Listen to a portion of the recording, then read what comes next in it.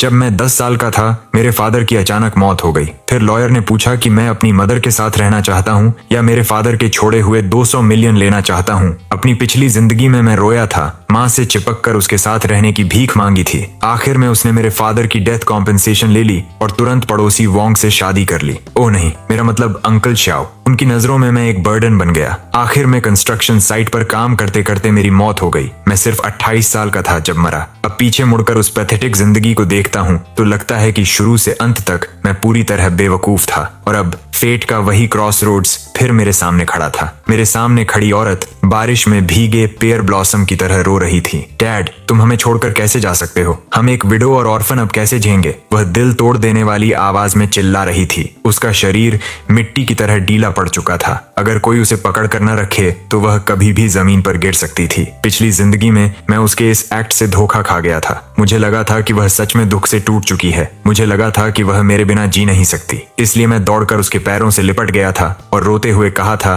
कि मुझे उसके साथ रहना है। और उसके बाद क्या हुआ? उसने मेरे फादर की जान की कीमत पर मिली कॉम्पेंसेशन ले ली। सिर्फ 3 मंथ्स के अंदर उसने खुशी खुशी दूसरी शादी कर ली, उसी आदमी से जिसे वह हमेशा अंकल श्याओ कहती थी और जो सपोजिटली हमारी मदद करता था। मेरे फादर की राख भी पूरी तरह ठंडी नहीं हुई थी और वह आदमी हमारे घर में आकर रहने लगा। वह उसी बेड पर सोया जहां कभी मेरे फादर सोते थे और मैं उस घर में एक्स्ट्रा अनवांटेड प्रेजेंस बन गया, एक ऐसा बर्डन जिसे वे अपने आसपास नहीं चाहते थे। शाओचोंग का एक बेटा था जो मुझसे 2 साल बड़ा था। उसे खुश करने के लिए वह मुझे कांटे की तरह ट्रीट करता था। लियोन मुझे बिना दया के मारता और डांटता था। मेरे फादर का छोड़ा हुआ पैसा उनके फैमिली के खाने पीने और मौज करने का कैपिटल बन गया। वही पैसा मेरे स्टेप ब्रदर के लिए गर्ल्स को इम्प्रेस करने और दिखावा करने का टूल बन गया। और मुझे ट्यूशन भरने के लिए स्क्रैप्स इकट्ठा करने पड़ते थे। हाई स्कूल खत्म होने से पहले ही मुझे काम पर भेज दिया गया। वे इसे जल्दी इंडिपेंडेंट बनाना कहते थे। मैंने पूरे 10 साल कंस्ट्रक्शन साइट्स पर ब्रिक्स उठाई।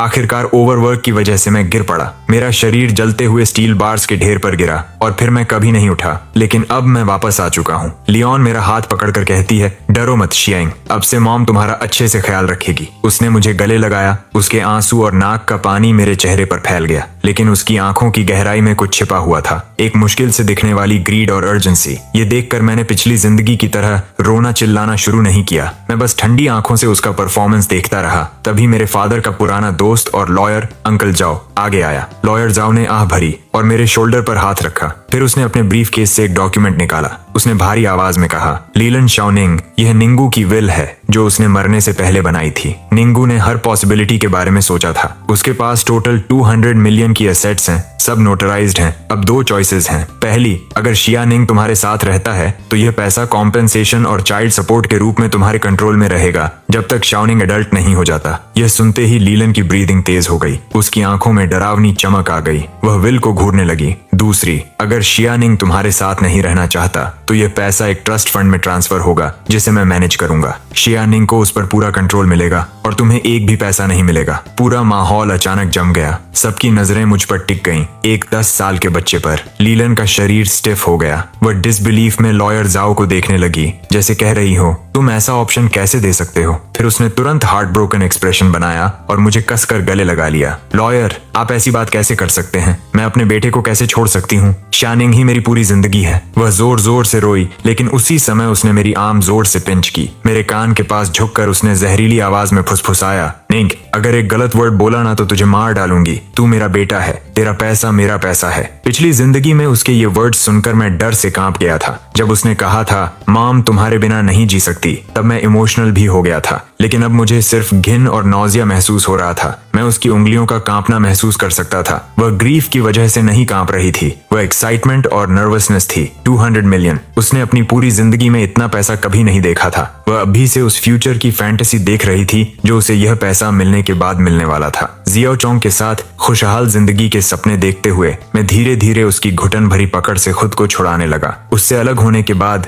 मैंने सिर उठाया। लॉयर जाओ की स्टन्ड नजरों से आंख मिलाकर मैंने साफ और धीरे धीरे कहा, अंकल जाओ, मैं दूसरा ऑप्शन चुनता हूँ। मैं 200 मिलियन चुनता हूँ। पूरा फ्यूनरल हॉल एकदम साइलेंट हो गया। इतनी खामोशी कि अगर सुई भी गिरती तो उसकी आवाज सुनाई देती। सब लोग जैसे फ्रीज हो गए। सब शौक में मुझे घूर रहे थे। उनके मुंह खुले रह गए थे। लीलैंड के चेहरे का दुखी एक्सप्रेशन तुरंत जम गया, फिर धीरे धीरे टूटने लगा और आखिर में शॉक और डिसबिलीफ में बदल गया। लियोन चीखी, निंग तुमने क्या कहा? उसकी आवाज इतनी तेज थी कि कान फट जाए। मैंने शांत आवाज में फिर दोहराया, मुझे तुम नहीं चाहिए, मुझे पैसा चाहिए। लियोन पागलों की तरह चिल्लाई, क्या तुम पागल हो गए हो? बदतमीज बेटे, मैं तुम्हारी माँ हूँ। वह हिस्टेरिकल औरत की तरह मेरी तरफ झपटी और मुझे थप्पड़ मारने के लिए हाथ उठाया, लेकिन किसी ने उसकी रिस्ट पकड़ ली। उसे रोकने वाला लॉयर जाओ था। उसका चेहरा आयरन ग्रे हो चुका था। उसने सख्त आवाज में कहा, लेलन शांत हो जाओ, ये ब्रदर निंग की मेमोरियल के सामने है और ये शिया का अपना चॉइस है। लियोन चीखी, इतना छोटा बच्चा क्या समझता है? जरूर तुमने इसे बहकाया है। लॉयर जाओ ने डिस्गस्ट के साथ उसका हाथ झटक दिया और कहा, मैं फिर कह रहा हूँ,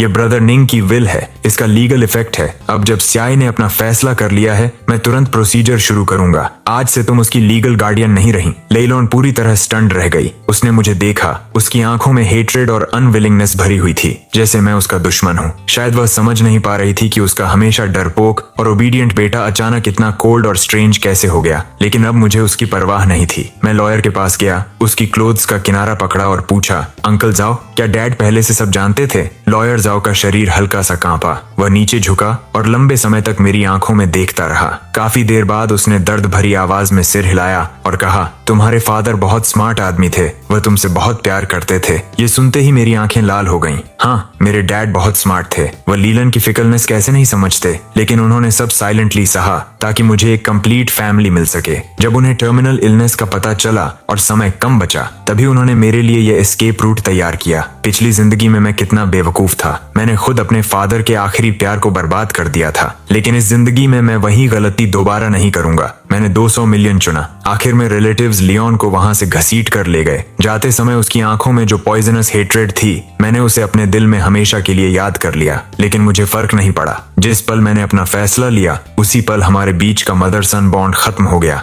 अब सिर्फ हेट्रेड बची थी। लॉयर जाओ मेरा गार्डियन बन गया। वह एक ऑनेस्ट और रिलायबल इंसान था। डैड के फ्यूनरल के बाद वह मुझे अपने घर ले गया। उसने मुझे एक लंबी इन्वेस्टमेंट लिस्ट दिखाई। उसने कहा, ये सब प्रोजेक्ट्स हैं जिन्हें तुम्हारे डैड और मैंने उनकी मौत से पहले रिसर्च किया था। लेकिन मैंने सीधे आखिरी पेज खोला। अंकल जाओ, पहले वाले सारे सेल कर दीजिए। वह चौंक गया। मेरी उंगली लिस्ट पर कुछ छोटे और अननोटिस्ड नेम्स पर जाकर रुकी। सारा पैसा इन कंपनीज में डाल दीजिए। लॉयर जाओ कंफ्यूज्ड होकर बोला, बाकी का क्या? ये कैसी कंपनीज हैं? मैंने इनके बारे में कभी नहीं सुना। शिया, इन्वेस्टिंग कोई मजाक नहीं है। मैंने उसकी आंखों में देखकर पूछा, अंकल जाओ, क्या आप मेरे डैड पर ट्रस्ट करते हैं? वह एक पल के लिए चुप रह गया, फिर तुरंत बोला, ऑफ कोर्स करता हूँ। मैंने धीरे से कहा, तो इस बार मुझ पर भी भरोसा कीजिए। डैड ने मुझे यह सब ड्रीम में बताया था। मेरे पास यही वीक एक्सक्यूज था। लेकिन लॉयर जाओ मेरी आंखों में देखता रहा। वे आंखें किसी 10 साल के बच्चे जैसी नहीं थीं। वे बहुत काम थीं। पता नहीं क्यों, लेकिन उसने बिना ज्यादा सोचे सिर हिला दिया। उसे नहीं पता था कि जिन कुछ नेम्स पर मैंने उंगली रखी थी, वे इसी साल पूरी दुनिया को हिला देंगे। वे दुनिया की सबसे बड़ी बिजनेस जायंट्स बनने वाली थीं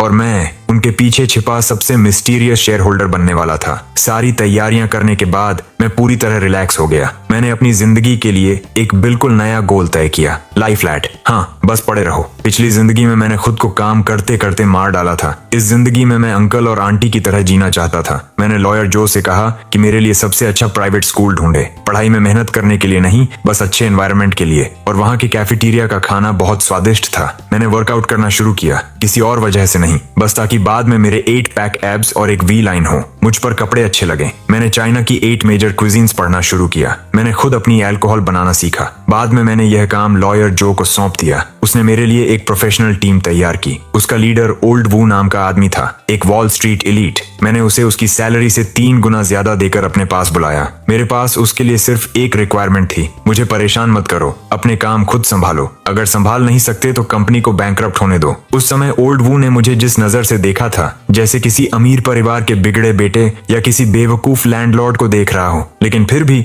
उसने ईमानदारी से मेरे ऑर्डर्स पूरे किए और इस तरह मेरी जिंदगी बॉस जैसी बन गई। बॉस, चीयर कंपनी का स्टॉक प्राइस फिर से 3 गुना हो गया। हमने 5 बिलियन कमा लिए। समझ गया, जब मैं बुधा जंप्स ओवर द वॉल पर रिसर्च कर रहा हूँ, तब मुझे डिस्टर्ब मत करो। बॉस, एली कंपनी जल्द ही पब्लिक होने वाली है। हमारे ओरिजिनल शेयर्स की वैल्यू 100 बिलियन से ज्यादा होने की उम्मीद है। समझ गया। मैंने जो नई राइस वाइन बनाई है उसका टेस्ट करके बताऊं। बॉस, पिछली बार आपने जो जमीन कैजुअली खरीदी थी, सरकार उसे नए डिस्ट्रिक्ट का सेंट्रल बिजनेस डिस्ट्रिक्ट बनाने वाली है। उसकी कीमत 100 गुना बढ़ चुकी है। ओल्ड वो धीरे धीरे मेरी लेड बैक हालत का आदी हो गया। उसने तो प्रोएक्टिवली उन अनइम्पोर्टेंट बिजनेस डील्स को भी फिल्टर करना शुरू कर दिया जिनकी वैल्यू कुछ बिलियन थी, और मैं कोस्टिंग की राह पर और भी आगे बढ़ता गया। मेरे नाम के नीचे की वेल्थ स्नोबॉल की तरह तेजी से बढ़ती गई, लेकिन नंबर्स मेरे लिए सुन्न हो चुके थे। मुझे सिर्फ इस बात की परवाह थी कि खुद को और ज्यादा कंफर्टेबल कैसे बनाऊं। मैं टॉप बिलियनर सर्कल्स के बीच एक मिस्टीरियस लेजेंड बन गया। कोई नहीं जानता था कि मैं कौन हूँ। लोग सिर्फ इतना जानते थे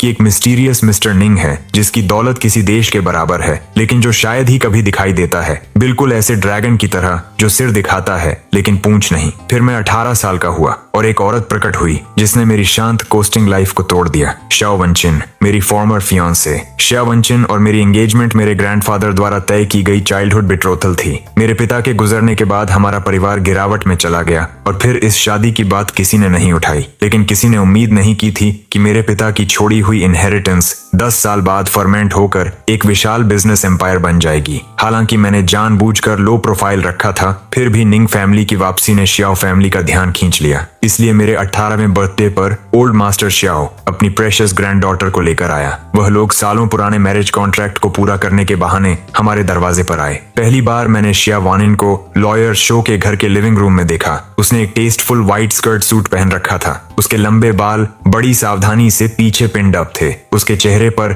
हल्का लेकिन डेलिकेट मेकअप था। खूबसूरत, हाँ, लेकिन बिल्कुल आइसबर्ग की तरह ऐसी ठंडक छोड़ती हुई जो दूसरों को दूरी बनाए रखने की वार्निंग देती हो। वह एक स्ट्रॉन्ग करियर वुमन की मिसाल थी जिसे अपने परिवार की हेयर बनने के लिए पाला गया था। रैशनल, पावरफुल और काम। कहा जाता था कि 20 साल की उम्र में उसने डबल डॉक्टरेट हासिल कर ली थी। 22 साल की उम्र में उसने फैमिली बिजनेस संभाल लिया। उसके तरीके इतने रूथलेस थे कि बिजनेस के सबसे चालाक ओल्ड फॉक्सेस भी उससे सावधान रहते थे। उसकी दुनिया में सिर्फ करियर, इंटरेस्ट्स और डेटा थे। वह इमोशंस को सबसे बेकार कमजोरी मानती थी। Please have a seat. वह मेरे सामने बैठ गई, अपने पैर क्रॉस करते हुए। उसकी नजर स्कैनर की तरह सिर से पांव तक मुझ पर घूमी, बिना किसी छिपे हुए कंटेम्प्ट और स्क्रूटनी के। उस समय मैं अभी जिम से वापस आया था। मैंने लूज ट्रैक सूट पहन रखा था और मेरे बाल अभी भी पसीने से गीले थे। मैं आलस से सोफा पर टिक गया, कैजुअली एक एप्पल उठाया और उसका बाइट लिया। मेरा एटीट्यूड साफ तौर पर उसे पसंद नहीं आया। उसने हल्के से भौहें सिकोड़ ली। मैंने सुना है कि हाई स्कूल ग्रेजुएशन के बाद तुमने पढ़ाई छोड़ दी। पढ़ाई बहुत टायरिंग होती है। तो अब क्या कर रहे हो? वर्कआउट, कुकिंग, वाइन ब्रूइंग और आराम से लेटने का सबसे कंफर्टेबल तरीका रिसर्च कर रहा हूँ। मैंने ईमानदारी से जवाब दिया। यंग वाइन के मुंह का एक कोना मॉकिंग स्माइल में मुड़ गया। तो तुम बस एक निकम्मे प्लेबॉय हो, तुम ऐसा समझ सकती हो? मैंने बेपरवाही से कंधे उचका दिए। उसने ठंडी हंसी छोड़ी। उसकी आंखों में तिरस्कार और गहरा हो गया। निंगी, चलो एक दूसरे से सीधी बात करते हैं। ये मैरिज अरेंजमेंट ग्रैंडपा का एक मजाक था। इसे सीरियसली लेने की जरूरत नहीं है। जो आदमी मुझसे, शिया वानकिन से शादी करेगा, वह ऐसा स्ट्रॉन्ग पर्सन होना चाहिए जो मेरे साथ शोल्डर टू शोल्डर खड़ा हो सके, न कि ऐसा निकम्मा जो सिर्फ खाना पीना और मौज करना जानता हो। तो फिर मैंने दिलचस्पी से उसे देखा। इसलिए मैं उम्मीद करती हूँ कि तुम खुद जाकर मेरे ग्रैंडपा से बात करोगे और इस एंगेजमेंट को खत्म कर दोगे। उसने कमांडिंग टोन में कहा। कॉम्पेंसेशन के तौर पर मैं तुम्हें एक रकम दे सकती हूँ, या हमारी कंपनी में तुम्हारे लिए एक आरामदायक जॉब अरेंज कर सकती हूँ। मेरे मुंह में मौजूद एप्पल लगभग बाहर निकल गया। मुझे पैसे देगी और मेरे लिए जॉब अरेंज करेगी? क्या उसे पता है कि जिस शिया ग्रुप पर उसे इतना गर्व है वह मेरी एसेट्स का एक छोटा सा हिस्सा भी नहीं है? मैंने उसके लॉफ्टी और कॉन्डिसेंडिंग बिहेवियर को देखा और अचानक मुझे ये मजेदार लगा। पिछली जिंदगी में मेरे पास उससे आमने सामने मिलने का भी हक नहीं था, लेकिन इस जिंदगी में वह मेरे सामने बैठी थी, चैरिटेबल टोन में बात करते हुए मुझे कॉम्पेंसेशन ऑफर कर रही थी। मैंने अपना मुंह पोंछा और मुस्कुराते हुए कहा, फाइन। शिया वानकिंग एक पल के लिए स्टन्ड रह गई, जैसे उसे उम्मीद नहीं थी कि मैं इतनी आसानी से मान जाऊंगा। तुम्हें कैसी कॉम्पेंसेशन चाहिए? उसने फिर वही आईसी एक्सप्रेशन अपना लिया। मुझे न पैसे चाहिए और न कोई पोजीशन। मैं खड़ा हुआ और उसके पास चला गया। नीचे झुककर मैंने उसके कान में फुसफुसाया। उसने इंस्टिंक्टिवली पीछे हटने की कोशिश की, लेकिन उसका शरीर जम गया। मैं उसकी परफ्यूम की तेज खुशबू महसूस कर सकता था। मैंने अपनी आवाज धीमी कर ली, इतनी कि सिर्फ हम दोनों सुन सकें। मैं चाहता हूं कि तुम खुद जाकर अपने ग्रैंडफादर से कहो कि तुम मेरे निंग निंग के लायक नहीं हो। शाओ वेंग की प्यूपल्स अचानक सिकुड़ गईं। शायद अपनी पूरी जिंदगी में उसने कभी इतने एरोगेंट शब्द नहीं सुने थे। उसने मुझे धक्का देकर दूर किया और अचानक खड़ी हो गई। उसका खूबसूरत चेहरा गुस्से से लाल हो गया। निंग निंग, एहसान फरामोश मत बनो। रिस्पेक्ट इंसान खुद कमाता है, दूसरे उसे देते नहीं है। मैं वापस सोफा पर बैठ गया और अपने पैर क्रॉस कर लिए। मिस श्याओ, सबसे पहले मुझे नीचे तुमने ही देखा था, है ना? वह ऊपर से मुझे घूरती रही। तुम जैसे लोग अमीर परिवार में पैदा होने के अलावा और क्या कर सकते हो? पूरा दिन बेकार घूमना, खाना और मरने का इंतजार करना। तुम में और पैरासाइट में क्या फर्क है? फर्क ये है कि मैं ऐसा करके खुश हूँ। मैंने अपने हाथ फैला दिए। मेरी जिंदगी में फैसले मैं खुद करता हूँ, कुछ लोगों की तरह नहीं जो प्रिसीजन मशीन की तरह जीते हैं। यहाँ तक कि खुशी और गुस्से में भी गेन्स और लॉसेस कैलकुलेट करते रहते हैं। मेरी बात साफ तौर पर उसकी दुखती रग पर लगी थी। उसका चेहरा कुछ और फीका पड़ गया। उसने अपनी मुट्ठियां भींच लीं। अलग रास्ते, कोई कॉमन गोल्स नहीं। मैं खुद एंगेजमेंट खत्म कर दूंगी। आज के बाद हम एक दूसरे के कुछ नहीं लगते। इतना कहने के बाद वह मुड़ी और बिना पीछे देखे चली गई। उसकी वह प्राउड फिगर बिल्कुल ऐसे थी जैसे कोई हारा हुआ लेकिन झुका न हुआ व्हाइट स्वान। लॉयर शाओ स्टडी रूम से चिंतित चेहरे के साथ बाहर आए। क्या तुमने बहुत इंपल्सिव होकर काम नहीं किया? कैपिटल में शाओ फैमिली का काफी इन्फ्लुएंस है। अंकल शाओ, चिंता मत कीजिए। एंगेजमेंट खत्म करने की बात उसी ने की थी। ऐसा नहीं है कि मैंने उसे भगा दिया। और फिर जो इंसान अपनी शादी तक डिसाइड नहीं कर सकता वह ज्यादा कुछ हासिल नहीं कर पाएगा। मैंने उस दिशा की तरफ देखा जहाँ शाओ वान किंग गायब हुई थी। मेरी आंखों में कोई लहर नहीं थी। पिछली जिंदगी में वह आसमान में टंगा हुआ चांद थी। मेरे पास उसकी तरफ देखने का भी हक नहीं था। लेकिन इस जिंदगी में मेरी नजर में वह सिर्फ अपने फैमिली में फंसी हुई एक दयनीय इंसान है। मैं इस बात का इंतजार कर रहा हूँ कि उसके चेहरे पर तब कैसा डेवस्टेटेड एक्सप्रेशन होगा। वह जरूर दिलचस्प होगा। एंगेजमेंट का यह तूफान जल्दी ही शांत हो गया। शाओ वन किंग ने अपना वादा निभाया। कुछ ही दिनों में शाओ फैमिली ने ऑफिशियली एंगेजमेंट खत्म होने का अनाउंसमेंट कर दिया। मैं इस शांति और सुकून से खुश था। मैं अपनी लेड बैक जिंदगी में वापस लौट गया। ओल्ड वू का फोन अब भी हर दिन समय पर बजता था, ये रिपोर्ट करने के लिए कि मैंने कितने और स्मॉल गोल्स हासिल कर लिए हैं। मेरी पर्सनल वेल्थ इतनी बढ़ चुकी थी कि अब मैं उसका हिसाब लगाने की भी परवाह नहीं करता था। लेकिन फिर भी मैं हर दिन कुछ दर्जन बक्स वाले ट्रैक सूट पहनता था और एक साधारण कम्यूटर कार चलाकर जिम और वेजिटेबल मार्केट के बीच आता जाता रहता था। फिर एक दिन मेरी मुलाकात एक एंजल से हुई, एक ऐसी डिजर्ट शॉप के अंदर जो बंद होने वाली थी। वह शॉप पुराने शहर की गलियों के गहरे अंदर छिपी हुई थी। दुकान बहुत छोटी थी और एंटीक स्टाइल में सजाई गई थी। वहाँ कुछ लगभग खो चुकी ट्रेडिशनल चाइनीज डिजर्ट्स बेची जाती थीं। मैं दरवाजे पर लगे हैंड कार्व्ड वुडन साइन की तरफ खींच गया। Today's special osmanthus flower steamed glutinous rice flower cake. ये डिजर्ट ऐसी चीज थी जो मेरे डैड बचपन में मेरे लिए बनाया करते थे। मैंने दरवाजा खोला। विंड चाइम से एक साफ और मधुर आवाज निकली। एक लड़की लाइट चैन चोंग सैम पहने पीछे से बाहर आई। उसके लंबे बाल उसकी कमर तक पहुंच रहे थे। उसने कोई मेकअप नहीं किया था। उसके चेहरे पर हल्की सी चौंकी हुई कंफ्यूजन थी। जिस पल मैंने उसे देखा मेरा दिल एक धड़कन छोड़ गया। ये एक बहुत अजीब एहसास था। वह शाओ वन किंग जितनी स्टनिंगली ब्यूटीफुल नहीं थी, लेकिन वह एक साफ स्प्रिंग की तरह थी, प्योर और क्लीन। सिर्फ उसे देखकर ही लोगों को शांति महसूस होती थी। क्या आपके पास अभी भी ऑस्मंथस शुगर स्टीम्ड चेस्टनट केक है? मैंने पूछा। मेरी आवाज थोड़ी भारी लग रही थी। लड़की एक पल के लिए स्टन्ड रह गई। फिर उसने एक जेंटल स्माइल दिखाई, जैसे किसी झील पर स्प्रिंग ब्रीज गुजर रही हो और पानी में हल्की लहरें उठ रही हो। हाँ है, कृपया बैठ जाइए, मैं अभी आपके लिए लेकर आती हूँ। उसकी आवाज भी बहुत प्लेजेंट थी, सॉफ्ट और स्वीट। मैं खिड़की के पास एक सीट पर जाकर बैठ गया। थोड़ी देर बाद वह एक प्लेट में डेलिकेट पेस्ट्रीज लेकर आई और मेरे सामने रख दी। चेस्टनट केक्स छोटे प्लम ब्लॉसम्स की शेप में बने हुए थे, जिनके ऊपर क्रिस्टल क्लियर ऑस्मांथस शुगर लगी थी और उनसे टेम्पटिंग स्वीट फ्रेग्रेंस निकल रही थी। मैंने एक पीस उठाया और मुंह में रखा। यही टेस्ट है, बिल्कुल वैसा ही जैसा मेरे डैड बनाया करते थे। मेरे दिल की गहराई से एक गर्म एहसास उठा। मेरी आंखें सच में थोड़ी नम हो गईं। कैसा है? अच्छा है। लड़की मेरे सामने बैठ गई, अपने हाथों पर ठुड्डी टिकाकर मुझे ईगर एंटिसिपेशन के साथ देख रही थी। मैंने सिंसियरली कहा, इसका स्वाद बिल्कुल मेरे डैड जैसा है। सच में? उसकी आंखें चमक उठीं। इस डिजर्ट की रेसिपी मुझे मेरी ग्रैंडमदर से मिली थी। वह कहती थी कि आजकल बहुत कम लोग इसे बनाते हैं। तुम्हारी ग्रैंडमदर जरूर अमेजिंग इंसान रही होंगी। उसने गर्व से अपना छोटा सा सीना फुला लिया।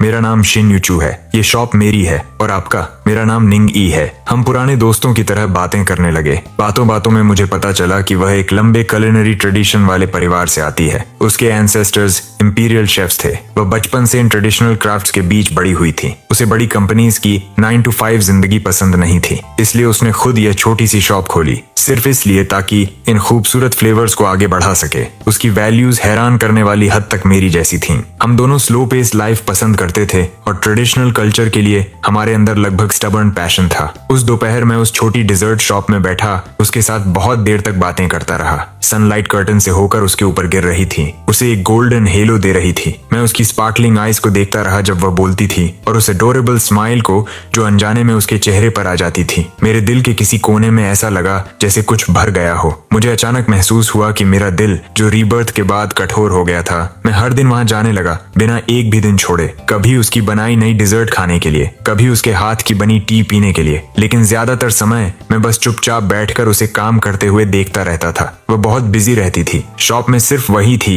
इंग्रेडिएंट्स तैयार करना, गुड्स बनाना, कस्टमर्स को सर्व करना और सफाई करना। वह सब कुछ खुद करती थी, लेकिन उसने कभी शिकायत नहीं की। उसके चेहरे पर हमेशा एक संतुष्ट स्माइल रहती थी। मैंने उसकी मदद करना सीखना शुरू किया। शुरुआत में मैं डिशेस धोने में मदद करता था, फिर वेजिटेबल्स चुनने में। बाद में उसने मुझे अपनी बैक किचन में आने की भी अनुमति दे दी ताकि मैं उसे डिजर्ट्स बनाते हुए देख सकूं। उसकी किचन बड़ी नहीं थी, लेकिन बहुत साफ और व्यवस्थित थी। सारे यूटेंसिल्स बहुत नीटली अरेंज थे। जब वह काम करती थी तो बहुत फोकस्ड रहती थी, बिल्कुल किसी डिवाउट आर्टिस्ट की तरह। उसकी पतली उंगलियों को साधारण इंग्रेडिएंट्स को एक्सक्विजिट आर्ट पीसेस में बदलते देखना अपने आप में एक प्लेजर था। एक बार मैं उसकी मदद कर रहा था एक भारी फ्लावर बैग उठाने में, क्योंकि मैं अभी वर्कआउट खत्म करके आया था। मैंने सिर्फ एक टाइट वर्कआउट टैंक टॉप पहन रखा था। शिन्यू मेरे पीछे खड़ी होकर मेरे मसल्स को एफर्ट से टेंस होते हुए देख रही थी। उसके गाल हल्के लाल हो गए। निंगी, तुम्हारी बॉडी बहुत अच्छी है। मैंने बैग नीचे रखा, मुड़ा और जानबूझकर अपना चेस्ट फुला लिया। टच करना चाहोगी? मुझे लगा वह शर्मा कर भाग जाएगी, लेकिन उसने सच में अपना हाथ बढ़ा दिया। उसकी फिंगर टिप्स थोड़ी ठंडी थीं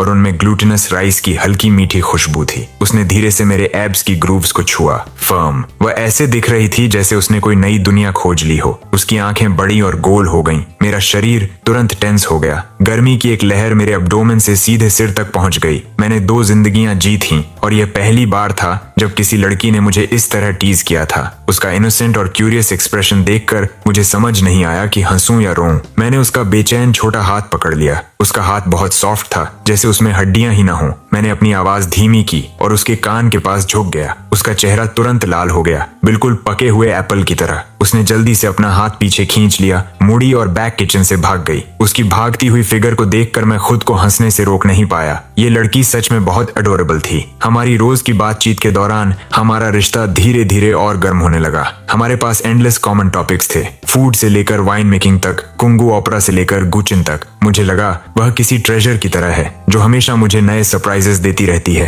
वह गुइंग बजा सकती थी, इंक वॉश पेंटिंग्स बना सकती थी और यहाँ तक कि अपना खुद का रूज भी बना सकती थी। वह बिल्कुल किसी एंशिएंट टाइम्स से समय पार करके आई मेड सर्वेंट जैसी लगती थी, जिसके पूरे शरीर से क्लासिकल चार्म निकलती हो। मैं हर दिन उससे मिलने का इंतजार करने लगा, उसकी स्माइल देखने का, उसे बैंटर करने का, उसके उन छोटे अनकॉन्शियस मूवमेंट्स को देखने का। मैंने तो यह सोचना भी शुरू कर दिया था कि अगर आने वाले दिनों में वह हर दिन मेरे साथ रहे तो शायद वह इतना बुरा नहीं होगा। मैंने उसकी डिजर्ट शॉप को एक स्पेशल नेम दिया, माई जेड किचन, और उसने मुझे एक निकनेम दिया, द लाइंग डाउन लैंडलॉर्ड। वह कहती थी कि मैं पूरा दिन कुछ नहीं करता, बस यहाँ रेंट कलेक्ट करने आता हूँ और उसके बनाए सबसे अच्छे डिजर्ट्स खा जाता हूँ। मुझे पता था कि हमारे बीच बस एक पतली पेपर लेयर बाकी है और उस लेयर को तोड़ने वाली चीज एक एक्सीडेंट थी। उस दिन एक रिच सेकंड जनरेशन लड़का स्पोर्ट्स कार में शॉप पर आया और पहली नजर में ही शिन्यूचू पर फिदा हो गया। वह स्लिक और ऑयली था, उसकी बातें बहुत फ्लिपेंट थीं। आते ही उसने पूरी शॉप खरीदने की कोशिश की और शिन्यूचू को अपने साथ चलने के लिए कहा। शिन्यूचू ने नेचुरली मना कर दिया। अपमानित होकर वह रिच गाय गुस्से में आ गया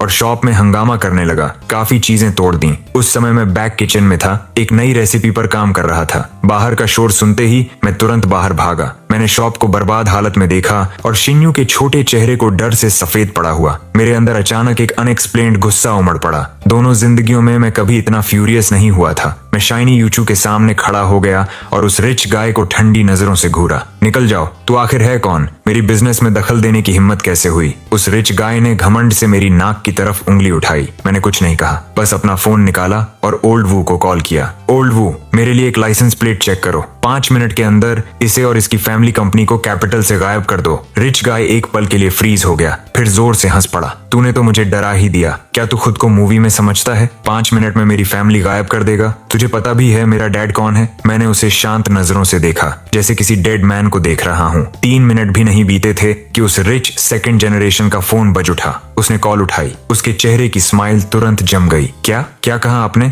कंपनी के अकाउंट्स फ्रीज हो गए, सारे कोलैबोरेशंस कैंसिल हो गए, ये कैसे पॉसिबल है? हमने किसे ऑफेंड कर दिया? उसकी आवाज डर से कांप रही थी। आखिर में वह धड़ाम से घुटनों पर गिर पड़ा। फोन उसके हाथ से छूट गया। उसने सिर उठाकर मुझे ऐसे देखा जैसे मैं कोई मॉन्स्टर हूँ। उसके होंठ कांप रहे थे। वह एक शब्द भी नहीं बोल पाया। अब निकल सकते हो, मैंने शांत आवाज में कहा। वह घबराकर बाहर भाग गया। उसने अपनी फ्लैशी स्पोर्ट्स कार तक की परवाह नहीं की। शॉप फिर से शांत हो गई। शिन्यूचू मुझे देख रही थी। उसकी खूबसूरत आंखों में शौक और एडमिरेशन की हल्की चमक थी।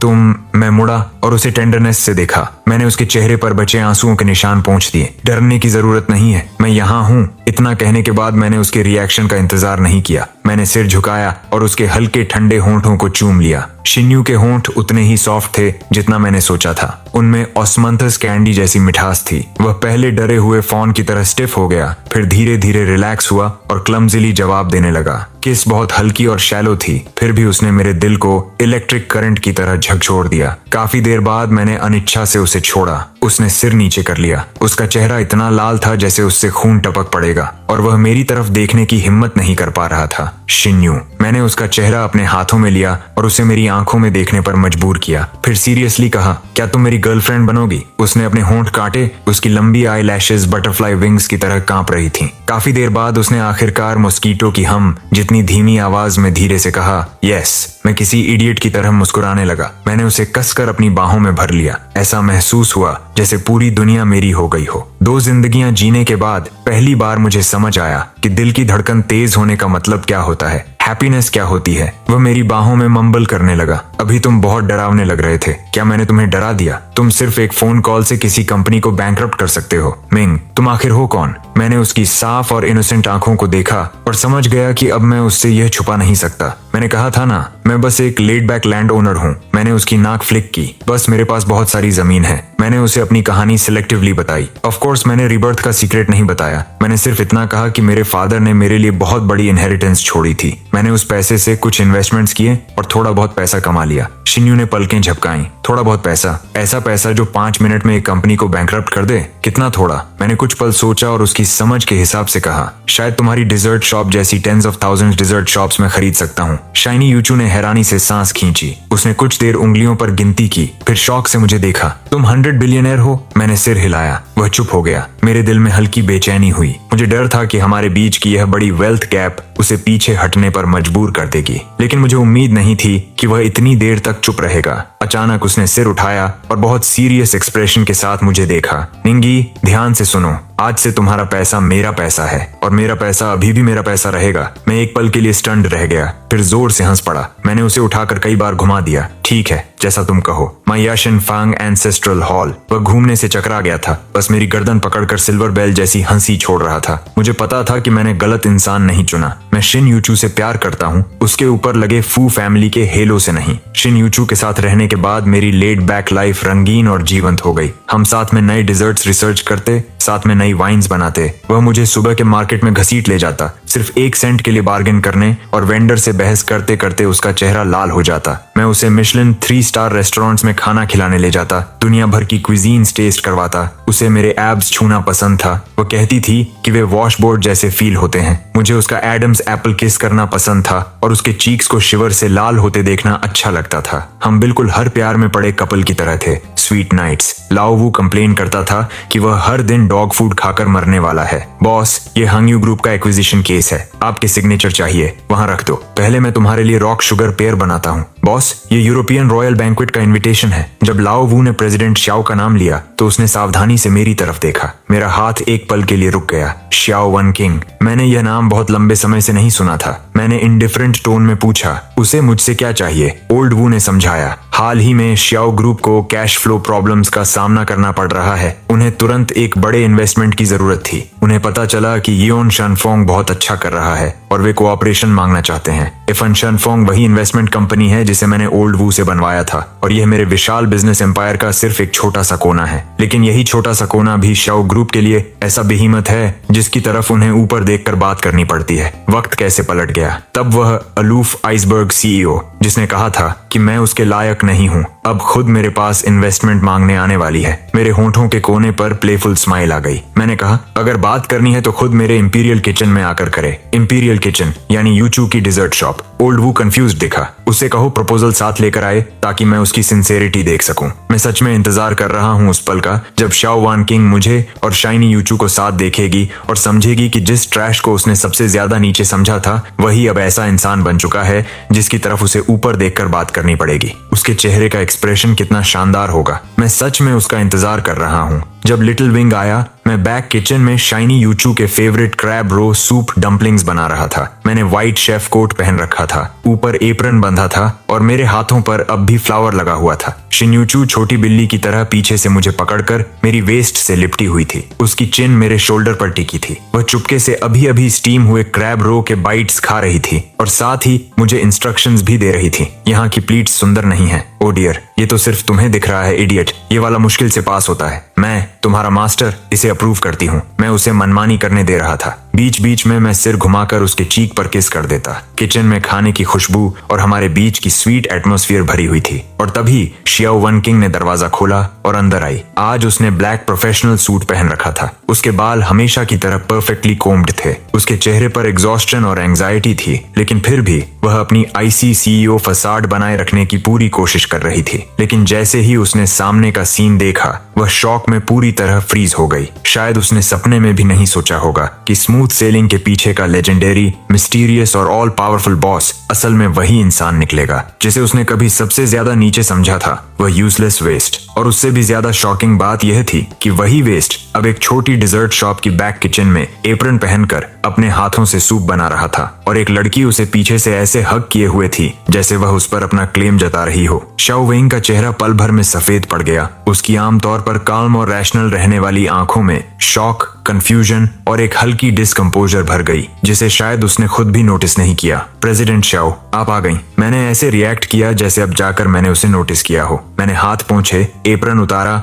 और हल्के टोन में ग्रीटिंग दी। शिन्यू भी मेरे पीछे से अपना छोटा सा सिर बाहर निकालकर क्यूरियोसिटी से शाओ वन किंग को देखने लगी। फिर धीरे से मुझसे फुसफुसाई, निंगी, ये कौन है? बहुत फियर्स लग रही है, किसी बेगर जैसी। मैं मुस्कुराया और उसकी नाक पिंच कर दी। शाइनी चू खुद को हंसने से रोक नहीं पाई। शाओवा का चेहरा तुरंत सफेद से हरा और फिर हरे से लाल हो गया। एक शानदार दृश्य। उसने अपनी फिस्ट्स कस लीं। उसके नेल्स उसकी हथेली में गहराई तक धंस गए। उसने दांत भींचते हुए कुछ शब्द निकाले। निंगी, ज्यादा मत बढ़ो। ज्यादा? मैंने आईब्राउ उठाई। प्रेसिडेंट शाओ, अगर मुझे सही याद है तो वही आप थीं जिन्होंने कहा था कि हमारा एक दूसरे से कोई लेना देना नहीं है। अब आप खुद मेरे दरवाजे पर आई हैं। अगर भीख मांगने नहीं आई तो फिर किस लिए आई हैं? मैं शिन्यूचू को लेकर बाहर एक टेबल पर बैठ गया। मैंने उसके सामने स्टीमिंग सूप डम्पलिंग्स की बास्केट रख दी। ट्राई करो, अभी अभी स्टीमर से निकले हैं। तभी मैंने धीरे से अपनी नजर शाओ वन किंग की तरफ घुमाई। मैंने हाथ से उसे बैठने का जेस्चर दिया। प्रेसिडेंट शाओ, बैठिए, जो कहना है कहिए। मेरा एटीट्यूड कैजुअल और डिसमिसिव था, जैसे मैं किसी इनसिग्निफिकेंट इंसान को टाल रहा हूँ। ये बिल्कुल वैसी बिजनेस नेगोशिएशन नहीं थी जैसी उसने इमेजिन की थी। यहाँ कोई टेंशन नहीं थी, कोई वर्बल स्पारिंग नहीं, सिर्फ डोमिनेशन, पूरी तरह naked domination. Shao one king ने गहरी सांस ली और खुद को काम करने की कोशिश की। उसने अपनी बैग से एक थिक फोल्डर निकाला और मेरे सामने सरका दिया। मिस्टर निंग, ये शियो कॉर्पोरेशन का अगले 5 इयर्स का डेवलपमेंट प्लान है, साथ ही हमारा करंट फाइनेंसिंग प्रपोजल भी। I hope. स्टॉप। मैंने हाथ उठाकर उसे बीच में ही रोक दिया। प्रेसिडेंट शाओ, मुझे लगता है आपने एक बात गलत समझ ली है। क्या इस समय आप मुझसे भीख मांग रही हैं? उल्टा नहीं। मैं अपनी चेयर पर पीछे टिक गया और धीरे धीरे जानबूझकर कहा, मुझे आपके प्लान में कोई इंटरेस्ट नहीं है। मैं सिर्फ आपसे एक सवाल पूछना चाहता हूँ। मैंने अपने पास बैठी शिन्यूचू की तरफ इशारा किया, फिर अपनी तरफ। क्या आपको लगता है कि वह और मैं एक अच्छे मैच हैं? शाओ वेंग्स का शरीर अचानक स्टिफ हो गया। वह मुझे घूरती रही, फिर मेरे बगल में बैठी शिन्यूचू की तरफ देखने लगी, जो ब्लिसफुल एक्सप्रेशन के साथ छोटे छोटे बाइट्स लेकर सूप डम्पलिंग्स खा रही थी। उसके होंठ हल्के हिले, लेकिन एक शब्द भी बाहर नहीं निकला। ओ मैच। यह सवाल किसी तेज चाकू की तरह था जो बेरहमी से उसके प्राउड हार्ट में घुस गया। उसके सामने बैठा आदमी हैंडसम था, वेल्थी था, उसके पास इमेंस पावर और इन्फ्लुएंस था। फिर भी वह एक साधारण लड़की के लिए अपने हाथों से खाना और सूप बना रहा था। उसकी आंखों में जो एडोरेशन थी वह ऐसी टेंडरनेस थी जो उसने पहले कभी नहीं देखी थी। और वह लड़की साधारण कपड़ों में होने के बावजूद प्योर स्माइल और क्लियर आईज के साथ ऐसी हैप्पीनेस बिखेर रही थी जो लव्ड होने से पैदा होती है। वे दोनों साथ बैठे थे जैसे किसी पीसफुल लाइफ की सीरीन पिक्चर हो, और वह खुद एक्सपेंसिव सूट पहनकर थिक प्रपोजल पकड़े यहाँ किसी क्लाउन की तरह बैठी थी, इस आदमी की पिटी का एक टुकड़ा मांगती हुई। कभी वह मेरे सामने खड़ी होकर कॉन्डिसेंडिंग टोन में कहती थी कि मैं उसकी दुनिया से बाहर निकल जाऊं, और अब हालात पलट चुके थे। ओवरवेलमिंग आयरनी और रिग्रेट किसी टाइडल वेव की तरह उसे निगल गए। उसका प्राइड, उसकी रैशनैलिटी इस पल टुकड़ों में टूट चुकी थी। उसने मुश्किल से बोलने की कोशिश की। उसकी आवाज अब उसकी अपनी जैसी नहीं लग रही थी। तुम दोनों एक अच्छे मैच हो, ऐसा है? शाओइंग्स के चेहरे से आखिरी रंग भी गायब हो गया। उसे पता था कि मैं उसे ह्यूमिलिएट कर रहा हूँ, उन्हीं शब्दों को उसी पर वापस इस्तेमाल करके जो उसने कभी मुझसे कहे थे। मिंगी, मैं मानती हूँ कि उस समय मैं अंधी थी। उसने आंखें बंद कर लीं जैसे सारी ताकत जुटा रही हो। मैं तुमसे माफी मांगती हूँ, लेकिन बिजनेस है और पर्सनल। सू ग्रुप के साथ ये कोऑपरेशन सच में बहुत इंपॉर्टेंट है। मैं तुमसे विनती करती हूँ। मुझसे भीख मांग रही हो? मैंने उसे बीच में रोका। प्रेसिडेंट श्याओ, किस कैपेसिटी में मुझसे भीख मांग रही हो? मेरी एक्स फियंसे के रूप में या एक डिफीटेड ओपोनेंट की तरह? शिन्यूचू ये सब सुनकर पूरी तरह कंफ्यूज थी, लेकिन उसने समझदारी से बीच में कुछ नहीं कहा। बस चुपचाप मेरे बोल में एक छोटा स्टीम्ड बन डाल दिया, फिर अपनी क्लियर आईज से साइलेंटली मेरा सपोर्ट करती रही। यही छोटा सा जेस्चर शियो विंग्स की सारी डिफेंसेस तोड़ गया। उसने हमारे बीच उस वर्डलेस अंडरस्टैंडिंग को देखा, वह इंटीमेसी जो हमारे खून में बस चुकी थी, ऐसी चीज जिसे वह कभी हासिल नहीं कर सकती थी। वह हमेशा सोचती थी कि वह करियर के पिनेकल और सुप्रीम पावर का पीछा कर रही है, लेकिन आज पहली बार उसे एहसास हुआ कि जब वह मैसेज से बहुत ऊपर खड़ी थी तब उसका दिल कितना एम्प्टी और कोल्ड था। उसने पूरी दुनिया जीत ली थी, लेकिन उस एक इंसान को खो दिया था, निंगी। उसने फिर कहा। उसकी आवाज अब आंसुओं से भर चुकी थी। इसे मेरी विनती समझ लो, ओके? वह रो पड़ी। हमेशा अलूफ और आइस जैसी कोल्ड रहने वाली शाओ वन किंग सच में रो रही थी। आंसू उसके डेलिकेट चीक से बहते हुए उसके प्राउड प्रपोजल पर गिर रहे थे, जिस पर पानी के धब्बे फैलते जा रहे थे। मैं उसे चुपचाप देखता रहा। मेरे दिल में प्लेजर का एक कतरा भी नहीं था, सिर्फ इंडिफरेंस। पिछली जिंदगी में शायद मैं उसके आंसुओं से पिघल जाता, शायद सॉफ्ट हो जाता, लेकिन अब नहीं। मैंने वह प्रपोजल उठाया बिना देखे ही और सीधे बगल के ट्रैश कैन में फेंक दिया। प्रेसिडेंट श्याओ, मैं खड़ा हुआ और ऊपर से उसे देखते हुए कहा, मैं तुम्हें एक और बात बता दूं, मुझे ऐसी कंपनी एक्वायर करने में कोई इंटरेस्ट नहीं है जो बैंक्रप्सी के किनारे खड़ी हो, खासकर तब जब उस कंपनी की ओनर तुम हो। इतना कहकर मैंने उसकी तरफ दोबारा नहीं देखा। मैंने शिन्यू का हाथ पकड़ा और किचन की तरफ मुड़ गया। मेरे पीछे शियो वन किंग के अनकंट्रोलेबल हार्ट ब्रोकन सॉब्स की आवाज गूंज रही थी। मुझे पता था कि आज के बाद इस औरत का प्राइड मेरे हाथों से पूरी तरह टूट चुका है, और यह सिर्फ शुरुआत थी। शाओ वन किंग पूरी तरह डेवस्टेटेड होकर चली गई। मैंने उसके बाद उसके साथ क्या हुआ इस पर ज्यादा ध्यान नहीं दिया, क्योंकि मेरे दरवाजे पर उससे भी ज्यादा डिस्गस्टिंग इंसान आ चुका था। लाइलोन, मेरी बायोलॉजिकल मदर। उसे पता नहीं कैसे शिन्यो की डिजर्ट शॉप का पता चल गया था और उसने सीधे एंट्रेंस पर आकर रास्ता रोक लिया। 10 साल बीत चुके थे। वह काफी बूढ़ी लगने लगी थी और बहुत ज्यादा थकी हुई दिख रही थी। वह औरत जिसने कभी अपना चार्म बनाए रखा था, अब उसकी आंखों के आसपास रिंकल्स आ चुके थे और बालों में सिल्वर स्ट्रीक्स दिख रही थीं। उसने सस्ते मार्केट स्टॉल वाले कपड़े पहन रखे थे। उसका चेहरा फेलिस्टोन, कनिंग और कैलकुलेशन से भरा हुआ था। एक नजर में समझ आ रहा था कि इन सालों में वह और जियाओ चोंग अच्छी हालत में नहीं रहे। पिछली जिंदगी में उन्होंने मेरे फादर का पैसा पागलों की तरह उड़ाया था। जियाओ चोंग गैम्बलिंग का एडिक्ट भी बन गया था। जल्द ही उन्होंने सब कुछ बर्बाद कर दिया। इस जिंदगी में बिना मेरे फादर के पैसे के शायद उनकी हालत और भी खराब थी। जैसे ही उसने मुझे देखा, वह सीधे मेरी तरफ झपटी। वही उसका हमेशा वाला रोना धोना शुरू हो गया। जो कहना है कहो, मैंने ठंडी आवाज में कहा। नहीं तो बस रोती रहो। ठीक है, तुम अपनी मदर से ऐसे बात कैसे कर सकते हो? मॉम जानती है कि तुम अब भी उससे नाराज हो, लेकिन उस समय मॉम की भी मजबूरियां थीं। तुम्हारे अंकल शाओ और मैंने इन सालों में बहुत कुछ सहा है। उसे बिजनेस में स्कैम कर दिया गया और वह भारी कर्ज में डूब गया। अब तो हमारे पास खाने के लिए भी पैसे नहीं है। शाल्वी, अब तुम सफल हो चुके हो।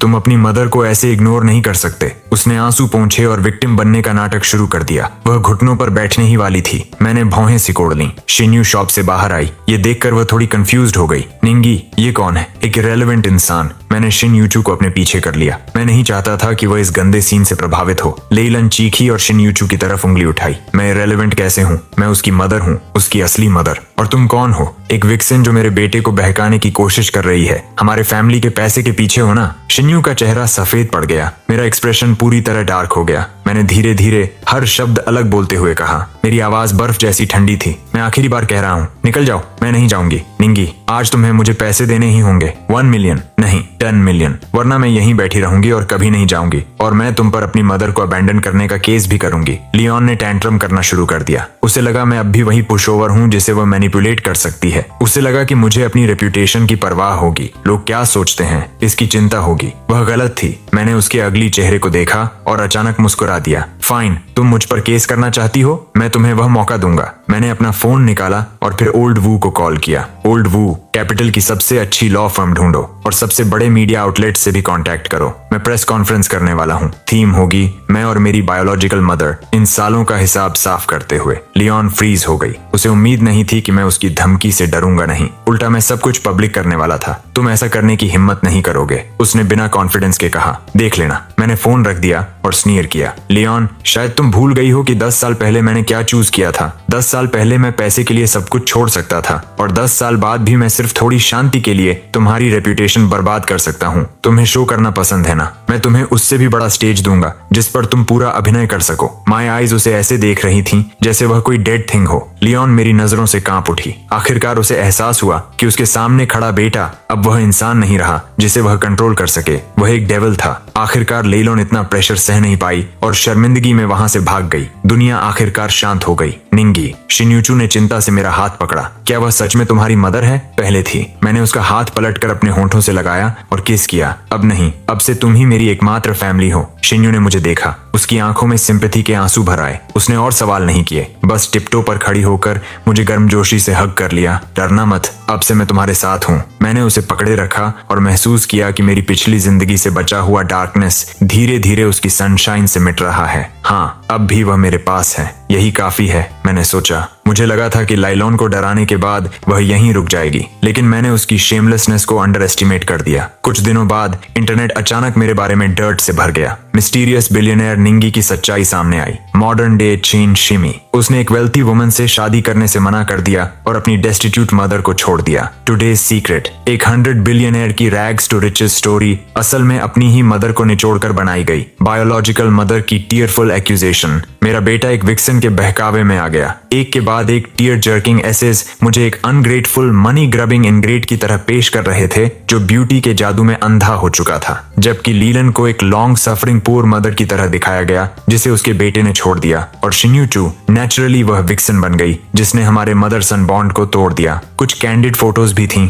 जिनमें मैं और शिन्यूचू सड़क किनारे डाइनर में खाना खा रहे थे। पब्लिक ओपिनियन पूरी तरह एक्सप्लोड हो गया। अनगिनत नेटाइजन्स जिन्हें सच नहीं पता था उन फैब्रिकेटेड स्टोरीज से भड़क गए और मेरे खिलाफ पागलों जैसी ऑनलाइन अटैक शुरू कर दी। पहली बार मेरा नाम इस तरह ट्रेंडिंग टॉपिक्स में पहुंचा। कुछ लोग तो हद से भी आगे चले गए। उन्होंने शिन्यूचू की डिजर्ट शॉप डॉक्स कर दी, दुकान पर पेंट फेंका और दरवाजे पर ट्रैश डाल दिया। निंगी, मैं कोई सेडक्ट्रेस नहीं हूँ। मुझे पता है तुम ऐसी नहीं हो। डरना मत, मैं सब संभाल लूंगा। मेरी आंखों में मर्डरस इंटेंट पहले से कहीं ज्यादा गहरी हो गई। लेलन शाओचोंग, तुमने सच में मुझे गुस्सा दिला दिया। मैं तो बस तुम्हें तुम्हारी हालत पर छोड़ देना चाहता था, लेकिन तुमने उन लोगों को निशाना बनाया जिनकी मुझे सबसे ज्यादा परवाह है। तो अब मुझे रूथलेस होने के लिए दोष मत देना। मैंने ओल्ड वू से इन्वेस्टिगेशन करवाई। रिजल्ट्स जल्दी आ गए। इस सब के पीछे सच में लेलन और शाओचोंग ही थे। उन्होंने एक third rate marketing company hire की, पैसे देकर फेक फॉलोअर्स खरीदे और इस पूरे ड्रामा को खुद डायरेक्ट और एक्ट किया। लेकिन जिसने मुझे और ज्यादा सरप्राइज किया वह यह था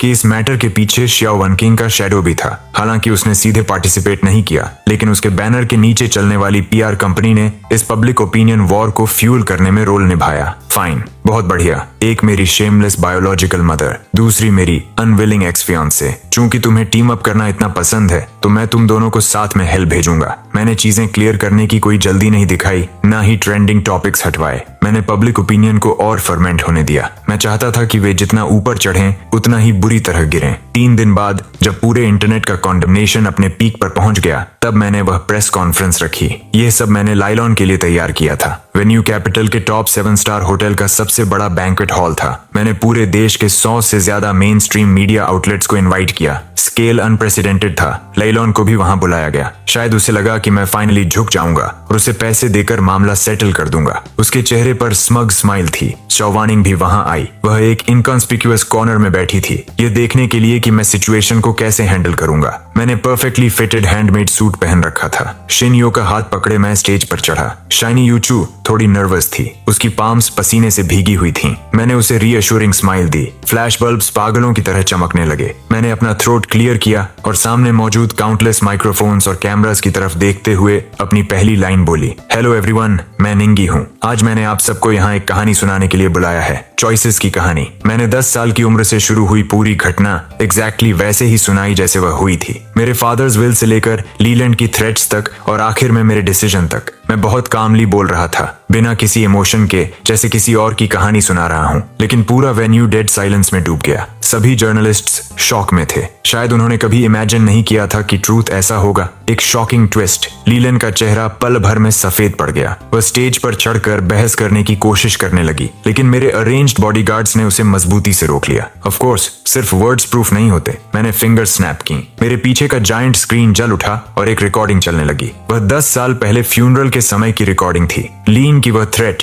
जो उसने मेरे कान में फुसफुसाई थी, अगर तुमने एक भी गलत बात कही तो मैं तुम्हें मार डालूंगी। तुम मेरे बेटे हो, तुम्हारा पैसा मेरा पैसा है। वॉइस क्रिस्टल क्लियर थी। लॉयर जो ने उसे उस रिकॉर्डिंग डिवाइस से रिट्रीव किया था जो वह उस समय साथ लेकर चलता था। मेरे फादर लाइफ में बहुत सस्पिशियस थे और लॉयर ने उसे जस्ट इन केस संभाल कर रखा था। पूरी कॉन्वर्सेशन उस समय रिकॉर्ड हो गई थी। किसी ने नहीं सोचा था कि वह आज काम आएगी। जैसे ही रिकॉर्डिंग चली, पूरा वेन्यू शॉक से फट पड़ा। रिपोर्टर्स के कैमरा फ्लैशेस सब लेलन की तरफ घूम गए, जिसका चेहरा अब राख जैसा सफेद था। लेलन हिस्टेरिकली चीखने लगी, ये फेक है, इसे डॉक्टर किया गया है। मैं स्मर्क किया। फेक? तो फिर इसका क्या? क्या यह भी फेक है? बिग स्क्रीन बदल गया। एक वीडियो चलने लगा। ये मेरे फादर की डेथ के 1 महीने बाद का था। लैलान और श्याओ चोंग एक अपस्केल रेस्टोरेंट में ग्लासेस उठाकर सेलिब्रेशन कर रहे थे। लॉन, मैंने कहा था ना वह बच्चा इडियट है। वह डेफिनेटली तुम्हें चुनेगा। वह मेरा बेटा है। मैं उसे अंदर तक जानती हूँ। जैसे ही हमें वह 200 मिलियन मिल जाएगा, हम पूरी दुनिया घूमेंगे हमारे खूबसूरत फ्यूचर के नाम। चीयर्स। वीडियो में दोनों बेहद खुश दिख रहे थे। उनकी स्माइल्स आंखें चुभने जितनी चमकदार थीं।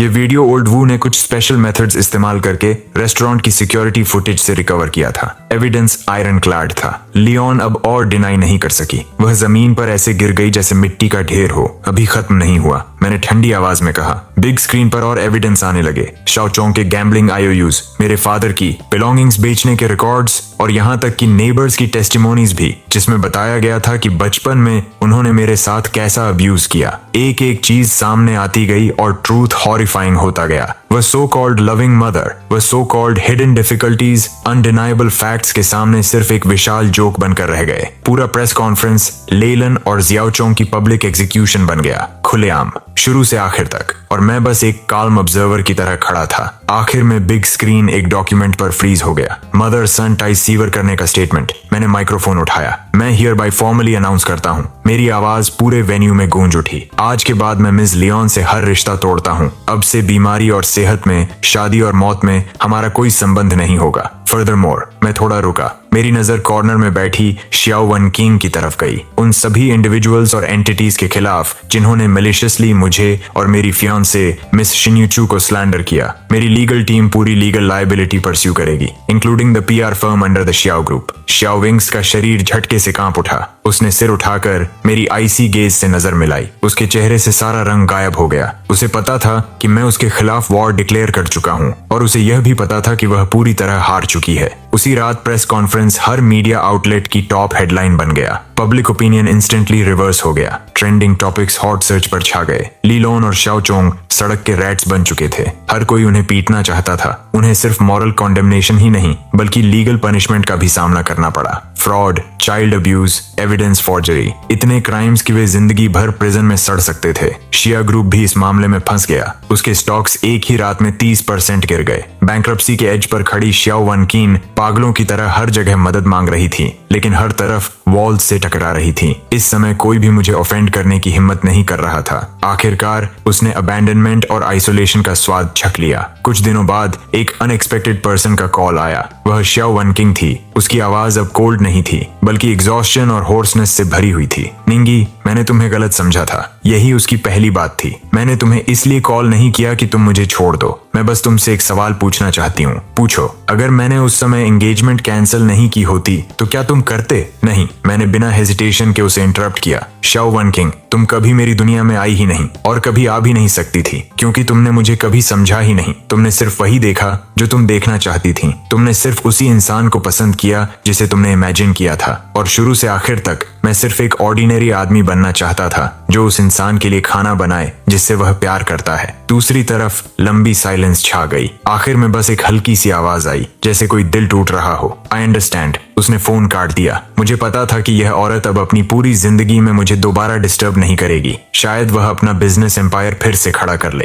अपने तरीके से, लेकिन उसकी दुनिया में हमेशा एक मिसिंग पीस रहेगा, वो पजल पीस जिसका नाम हैप्पीनेस है। और मैं अपनी हैप्पीनेस पहले ही पा चुका था। मैंने फोन बंद किया और किचन में चला गया। शाइनी चू व विनी द पू एप्रन बांध रही थी जो मैंने उसे खरीदा था। वह हमिंग कर रही थी, क्लमजीली डम्पलिंग्स रैप करना सीख रही थी। उसके चेहरे पर फ्लावर लगा हुआ था। जैसे ही उसने मुझे अंदर आते देखा, उसने मुझे बड़ी स्माइल दी। शेफ, आकर अपने head of the imperial kitchen की मदद करो। आज मैं 3 फ्रेश फिलिंग डम्पलिंग्स खाना चाहती हूँ। विंडो से सनलाइट अंदर आ रही थी। वह उसके लवली फेस पर पड़ रही थी, वार्म और ब्यूटीफुल। मैं उसके पास गया, पीछे से उसे हग किया और उसके नोज पर लगे फ्लावर पर किस किया। As you wish my queen. Wealth बस फ्लीटिंग क्लाउड्स है। ये सारी चीजें इस पल में पूरी तरह अनइम्पोर्टेंट हो चुकी थीं। मैं सिर्फ अपने सामने खड़ी इस लड़की को पकड़ कर रखना चाहता था। पूरी जिंदगी उसके लिए खाना बनाना चाहता था। पूरी जिंदगी उसकी स्माइल देखना चाहता था। इस जिंदगी में रीबॉर्न होकर मैंने 200 मिलियन इस्तेमाल करके अपने पास्ट से सारे टाइज तोड़ दिए, लेकिन मैंने कभी नहीं सोचा था कि आखिर में मुझे पूरी दुनिया वापस मिल जाएगी। एक ऐसी दुनिया जिसमें वह थी।